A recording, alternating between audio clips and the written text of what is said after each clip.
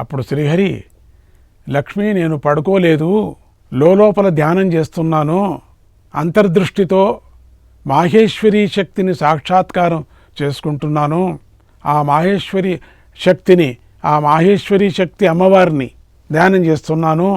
ఆ శక్తిని దర్శించాలనేటువంటి యోగులు, మీమాంసకులు మొదలైన వారు గొప్ప సాధన చేస్తూ ఉంటారు, ఎన్నో కష్టాలు పడుతూ ఉంటారు. ఆ మాహేశ్వరీ శక్తి ఆత్మరూపమైనది, రాగశోకాలు లేనిది. నేను ఆ శక్తినే స్మరిస్తున్నాను. అటువంటి నన్ను చూసి నువ్వు నిద్రిస్తున్నావని అనుకోకు, నేను ధ్యానం చేస్తున్నాను అన్నాడు. ఆ మాటలు విని లక్ష్మీదేవి ఆశ్చర్యపోయింది. శ్రీహరితో, నాథ అదేమిటి, మీరే స్థితిలయకర్తలుగా అయి ఉన్నారు కదా, దేవాది దేవులై ఉన్నారు కదా, అటువంటి మీరు మరొకరిని ధ్యానించటమా? ఇదేమిటి, ఏ ధ్యానం ఇది మీది? నాకు ఈ విషయం ఆశ్చర్యాన్ని కూడా కలిగిస్తుంది. దయచేసి ఆ పరతత్వం గురించి చెప్పండి, నాకు ఆ పరతత్వం గురించి తెలుసుకోవాలని ఉంది అని అడిగింది. మీరు ధ్యానం చేయటమేమి స్వామి, ప్రపంచమే మీరు సృష్టించారు, పరిపాలన చేస్తున్నారు, లయం చేస్తున్నారు, మళ్ళీ సృష్టిస్తున్నారు. మీరు ఇంకొక తత్వాన్ని మీరు ధ్యానం చేయటం అంటే ఏమిటి? అప్పుడు శ్రీహరి, లక్ష్మి, ఆ పరతత్వమే నా ఆత్మస్వరూపము, ఇదే నా స్థిరమైన యథార్థ రూపము, నా ఆత్మస్వరూపం. దీనికి ఆద్యాంతాలు లేవు, ప్రారంభము లేదు, మధ్యము లేదు, అంతము లేదు. దీని గురించి గీతాశాస్త్రంలో విపులంగా చెప్పబడి ఉంది అన్నాడు. నా మహిమ, నా ఆత్మతత్వ మహిమ పూర్తిగా నన్ను నేను తెలుసుకోవటానికి, నా ఆత్మనే నేను ధ్యానం చేస్తున్నాను అనే విధంగా, నా మహిమ, నా ఆత్మతత్వ మహిమ పూర్తిగా నన్ను నేను తెలుసుకోవటానికి, నా ఆత్మనే నేను ధ్యానం చేస్తున్నాను అనే విధంగా దీన్ని తెలుసుకోవాలంటే, అట్లా అంటే ఏమిటి? నా ఆత్మతత్వ మహిమ నేనే ధ్యానం చేస్తున్నాను, అదే పరమాత్మతత్వ మహిమ, దీని గురించి గీతాశాస్త్రంలో విపులంగా చెప్పబడి ఉంది అని గీతను గురించి చెప్పుకొని వచ్చాడు. లక్ష్మీదేవి, ప్రభో, ఆ పరతత్వం పరమానందమయము, వాక్కులకు మనస్సులకు గోచరము కదా, దానిని గీతాశాస్త్రం ఎలా చెబుతుంది అడిగింది. దేనికి గోచరించదు కదా, వాక్కులకి దేనికి కూడా, అటువంటి గీతాశాస్త్రం ఎట్లా చెబుతుంది అన్నాడు. శ్రీహరి, లక్ష్మి చెబుతున్నాను విను. మొదటి 5 అధ్యాయాలు 5 ముఖాలుగాను, తర్వాతి 10 అధ్యాయాలు భుజాలుగాను, 1 అధ్యాయము ఉదరంగాను, 2 అధ్యాయాలు పాదాలుగాను, మొత్తం 18 అధ్యాయాలు వాగ్రూపమైనటువంటి ఈశ్వరమూర్తి అయి ఉంది. ఈ గీతా జ్ఞానశక్తి అనే సాధనంతో మహాపాతకాలను కూడా నాశనం చేస్తుంది. గీతా పారాయణను పూర్తిగా కానీ, 1 అధ్యాయం కానీ, 1 శ్లోకాన్ని కానీ, లేదా శ్లోకార్థాన్ని కానీ, పాదాన్ని కానీ, చివరికి 1 పదాన్ని కానీ భక్తితో పలకాలి, స్మరించాలి. అలా చేసినవాడు పూర్వము సుశర్మ అనే భక్తుడిలాగా ముక్తి అనే కాంతను వరిస్తాడు. ఇందులో సందేహం లేదు. నీకు ఆ కథను చెబుతున్నాను విను. పూర్వము ఉత్తమ బ్రాహ్మణ కుటుంబంలో సుశర్మ అనే ఒకడు పుట్టాడు. అతడికి చదువు సంధ్యలు రావు, కానీ చెడు అలవాట్లు, చెడ్డవారితో సాంగత్యం మాత్రం అబ్బింది. వాడు క్రూరాతి క్రూరుడయ్యాడు. పూజలు, పునస్కారాలు, జపాలు, తపాలు అన్నీ విడిచిపెట్టాడు. చెడు పనులు చేస్తూ ఆనందంగా తిరుగుసాగాడు. అంత ఉత్తమమైనటువంటి వాడు ఇళ్లలోకి దూరి తోటకూర మొదలైనటువంటి ఆకుకూరలు రాత్రిపూట దొంగిలించేవాడు, పగటిపూట వాటిని అమ్ముకునేవాడు. అమ్మగా వచ్చిన ధనంతో తినరాని పదార్థాలు తింటూ జీవిస్తూ ఉండేవాడు. ఇదే నాశనం అయ్యేదిని. ఇలా కాలం గడుపుతున్నాడు. ఒకనాడు ఆ మూర్ఖుడు ప్రతిరోజులాగానే రాత్రిపూట దొంగతనానికి బయలుదేరాడు. ఒక ఇంట్లోకి దూరి తోటకూర ఆకులు కోస్తూ ఒక పాము తోకను తొక్కాడు. అది బుస్సుమని పైకి లేచి కస్సుమని కాటేసింది. వాడక్కడికక్కడే మరణించాడు. పాపాలు చేసినందుకు గాను నరకానికి వెళ్ళాడు. అక్కడ పాప ఫలాన్ని అనుభవించాడు.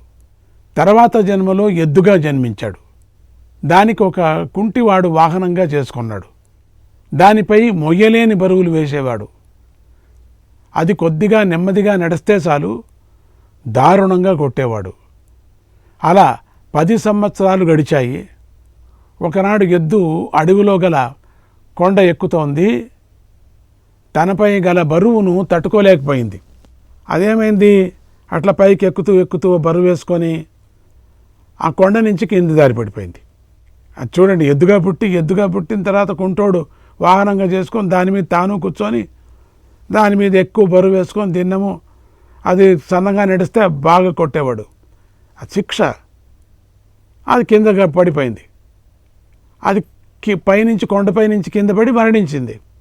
ఇంతలో దేవుడి దయ వల్ల ఆ ఎద్దు జారిపోవటాన్ని, కింద పడి మరణించటాన్ని అక్కడ ఒక బాటసారుల గుంపు చూసింది. వారిలో కొందరు సాధువులు, ఒక గణిక కూడా ఉన్నారు. బాటసారులు వెళుతూ ఒక గణిక కూడా ఉన్నారు. ఆ సాధువులంతా వెళుతున్నారు. సాధు పురుషులకు ఆ ఎద్దుపై జాలి కలిగింది, పాపం అనిపించింది. దానికి సద్గతులు కలగాలని భావించారు.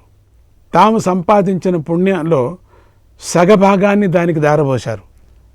సద్గతి కలగాల, ఇది పాపం బరువు మోయలేక కిందపడి చచ్చిపోయింది అని సాధువులందరూ తాము సంపాదన చేసినటువంటి పుణ్యంలో సగం భాగం ఆ పుణ్యాన్ని దారబోశారు. అప్పుడు ఆ సాధు పురుషుల సహవాసంతో ఉన్నటువంటి ఒక గణిక హృదయం కూడా జాలితో నిండిపోయింది. ఆవిడికి కూడా అనిపించింది, అయ్యో నేను కూడా ఏమన్నా చేయాలా. ఆమె ఎంతో చింతించింది. అయ్యో, ఈ ఎద్దుకు మంచి సద్గతి కలగాలి, వీరందరూ దీనికి తమ తమ పుణ్యాన్ని దారపోశారు, నేను ఏ పుణ్యాన్ని దారపోయలేనే, ఏ పుణ్యాన్ని చేయలేదు, నేను ఇంతవరకు ఏ పుణ్యాన్ని సంపాదించలేదు, నేను పాపాన్నే సంపాదించానే, నేనేంటి దారపోసేది. నా జీవితంలో తెలిసి తెలియకుండా ఏ కొంచెమైనా పుణ్యము చేసి ఉంటే ఈ పుణ్యం దీనికి లభించుగాక అని ఆ పుణ్యాన్ని దారపోసింది. ఇంతలో యమదూతలు అక్కడికి వచ్చి ఎద్దులోని జీవుణ్ణి తీసుకొని యముడి వద్ద నిలబెట్టారు. తీసుకువెళ్ళారు యమదూతలు. అక్కడ వీడెంత పుణ్యం చేశాడు, వీడెంత పాపం చేశాడు అని విచారణ ప్రారంభమైంది యముడి దగ్గర. అప్పుడు అన్ని పాపాలే ఎక్కువగా కనిపిస్తున్నాయి ప్రభు, వీడు అసలు పుణ్యం అనేది చేయలేదు, వీడు మహాపాపాత్ముడు, అన్యాయం చేసుకున్నాడు మొత్తము, వీడు దొంగ, వీడు ఏ ఆచారం లేకుండా నాశనం చేసుకున్నాడు. విచారణ చివరికి వచ్చింది. అప్పుడు యమధర్మరాజు కల్పించుకొని అద్భుతమైన తీర్పునిచ్చాడు. విచారణ బాగా జరిగింది. ఇంతవరకు పాపాత్ముడు అనుకుంటున్న ఈ జీవుడు పాపాత్ముడు కాడు, పుణ్యాత్ముడు. వీడికి పాపాలన్నీ తొలగిపోయాయి, వీడికి మంచి జన్మ లభిస్తుంది. ఆ గణిక దారబోసిన పుణ్యం వల్లనే ఈ జీవుడికి పాపాలన్నీ తొలగిపోయాయి అన్నాడు. నిజంగా అన్నీ పోయాయి గణిక ఇచ్చిన పుణ్యం వల్ల. ఆ పుణ్య ఫలితంగా ఆ ఎద్దు జీవుడు మళ్ళీ బ్రాహ్మణ కుటుంబంలో పుట్టాడు. అయితే ఈ జన్మలో అతడు పూర్వజన్మ జ్ఞానంతో పుట్టాడు. పూర్వజన్మ జ్ఞానం ఉంటే బుద్ధిగా ఉంటారు. దాని మూలంగా మంచి పనులే చేస్తూ మంచి ప్రవర్తనతో పెరిగి పెద్దవాడయ్యాడు. ఒక రోజున తిరుగుతూ తనకు క్రిందటి జన్మలో పుణ్యాన్ని దారబోసిన గణిక ఇల్లును గుర్తుపట్టి లోపలికి వెళ్ళాడు. అప్పుడు దారబోసింది కదా ఆ గణిక ఎవరు పత్తా చేశాడు. పూర్వజన్మ స్మృతి ఉంది కాబట్టి తెలుసుకున్నాడు, లోపలికి వెళ్ళాడు. ఆమెకు తన పూర్వజన్మ కథను చెప్పి ఇలా అన్నాడు, తల్లి, నువ్వు నాకు దానం చేసిన పుణ్యం వల్లనే నా పాపాలు పోయాయి, నేను ధన్యుణ్ణయ్యాను, ఉత్తమ జన్మను పొందాను. కనుక దయచేసి నువ్వు ఆనాడు నాకే ఏ పుణ్యాన్ని దానం చేశావో చెప్పు నాకు అని ప్రార్థించాడు. నాకే పుణ్యం దానం చేశావు తల్లి నువ్వు? ఇంత పుణ్యం చేసిన దానికి నేను మంచి జన్మలో మళ్ళీ నేను పుట్టాను అని అన్నప్పుడు అప్పటికి ఆ గణిక చాలా వృద్ధులారైపోయింది. వినపడదు, కనపడదు. చాలా కష్టంగా అతడి మాటలు విని ఆశ్చర్యపోయి ఇలా అంది, నాయనా, మా ఇంటిలో ఒక చిలుక ఉంది. అది ప్రతిరోజు పలికే పలుకులు విని విని అవి నాకు నోటికి వచ్చేసాయి. నిజంగా అది ఏం పలుకుతుందో అది నాకు నోటికి వచ్చాయి. ఆ మాటలలో పాటలలో ఏ మహిమ ఉందో నాకు తెలియదు. అవి మంచి సూక్తులు అని నేను భావించేదాన్ని.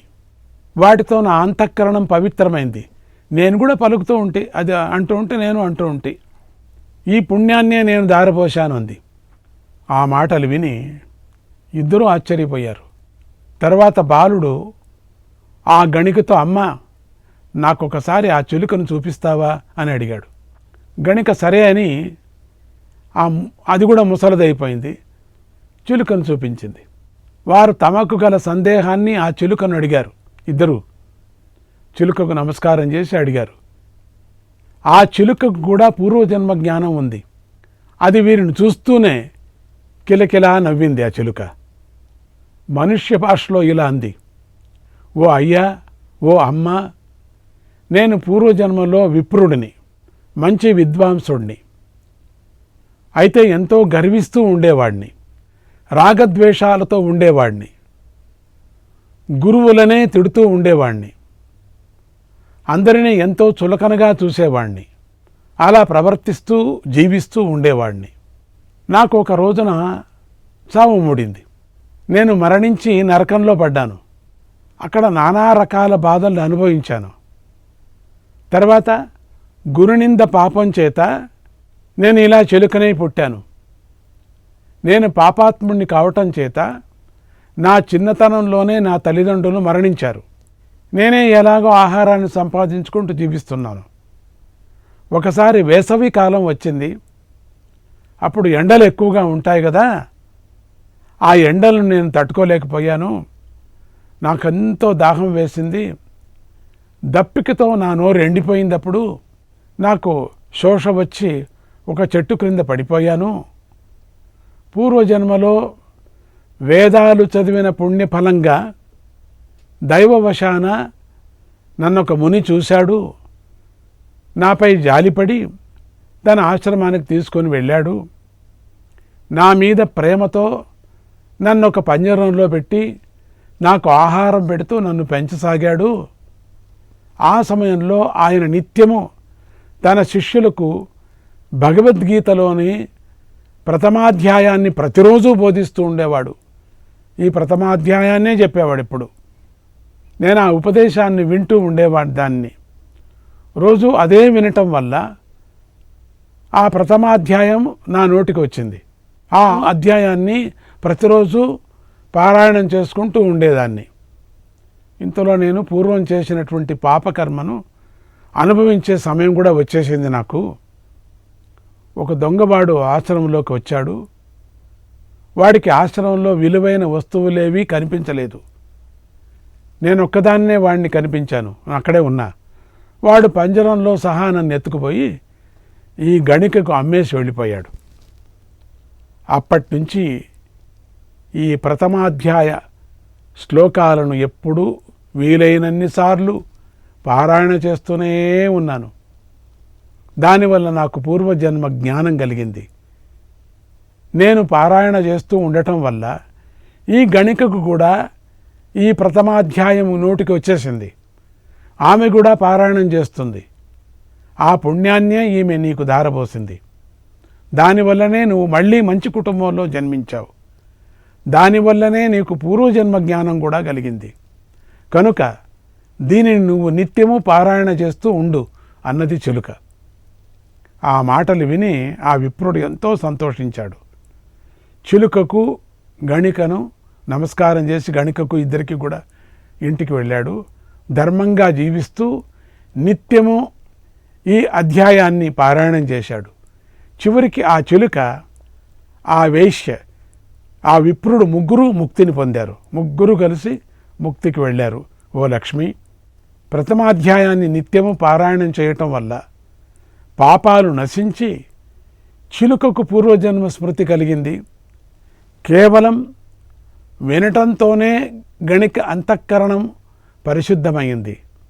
ఆమె పవిత్రురాలయ్యింది. ఆమె చేసిన పుణ్యదానం చేత సుశర్మ పాప విముక్తుడయ్యాడు, ఉద్ధరించబడ్డాడు కదా. ఇలా ముగ్గురు నిత్యము గీతలోని మొదటి అధ్యాయాన్ని పారాయణం చేయటం వల్ల జ్ఞానాన్ని పొందుతారు, ముక్తిని పొందుతారు. కనుక నిత్యము గీతలో ఈ మొదటి అధ్యాయాన్ని అంటే బాగా మననం చేసే ఈ అధ్యాయం పూర్వజన్మ స్మృతి తప్పకుండా లభిస్తుంది, ఇందులో సందేహం లేదు అని లక్ష్మీదేవికి బోధించాడు శ్రీ మహావిష్ణువు. కనుక ప్రతిరోజు ఈ మొదటి అధ్యాయాన్ని పారాయణం చేయండి. శ్రీకృష్ణ అనుగ్రహం లభించుగాక. ఇంతటితో భీష్మ పర్వ 25వ అధ్యాయం సమాప్తమవుతున్నది. 2వ అధ్యాయం సాంఖ్య యోగము. ఈ 2వ అధ్యాయానికి సాంఖ్యయోగము అని పేరు. సాంఖ్యం అనగానే చాలామందికి కపిల మహర్షి రచించిన శాస్త్రం గుర్తుకొస్తుంది. కానీ ఇక్కడ సాంఖ్యం అనే పదంతో ఆ అర్థాన్ని తీసుకోకూడదు. ఎందుకంటే శ్రీకృష్ణుడు చెప్పే సిద్ధాంతానికి విరుద్ధమైన అంశాలు కపిల సాంఖ్యలో చాలానే ఉన్నాయి కదా. ఆ సాంఖ్యశాస్త్రం ప్రధానమును పురుషుడిని అంటే విడివిడిగా చూపిస్తుంది. ప్రధానం వేరు, పురుషుడు వేరు అని తెలిసేటట్లు చేస్తుంది. ఈ భేద జ్ఞానమే ముక్తికి కారణమని అక్కడ చెప్పబడింది. కానీ శ్రీకృష్ణుడు మాత్రం ఆత్మజ్ఞానమే ముక్తికి కారణం అని ఇక్కడ భగవద్గీతలో ఉపదేశిస్తున్నాడు. సాంఖ్యశాస్త్రంలో చెప్పిన ఆ భేద జ్ఞానము అవసరమైనదే కదా, అది పనికిరాదు అని చెప్పడం లేదు. దానినే ఆత్మ అనాత్మ వివేకం అని అంటారు కూడా. కానీ అది చివరి మెట్టు కాదు, అక్కడితో ఆగిపోకూడదు. జీవ బ్రహ్మ ఐక్యం తెలిసేంత వరకు సాధన చేయాలి అని మాత్రమే భగవంతుడు చెబుతున్నాడు ఇక్కడ. మరియు సాంఖ్యశాస్త్రంలో ఈశ్వరుణ్ణి ఒప్పుకోరు. సత్వరజస్ తమో గుణాల స్వరూపమైన ఒక జడ పదార్థం ఉంది, దానికి ప్రధానం అని పేరు. జడ పదార్థానికి ఆ ప్రధానమే స్వతంత్రంగా ఎవరి ఆధీనంలోనూ లేకుండా ప్రపంచాన్ని సృష్టి చేస్తుంది. పరమేశ్వరుడు సృష్టికర్త కాదు, అసలు పరమేశ్వరుడు లేనేలేడు అని ఆ సాంఖ్యశాస్త్రంలో చెప్పబడింది. ఇది భగవంతుడు చేసే ఉపదేశాలకు చాలా విరుద్ధంగా కూడా ఉంటుంది, వేదానికి కూడా విరుద్ధంగా ఉంది.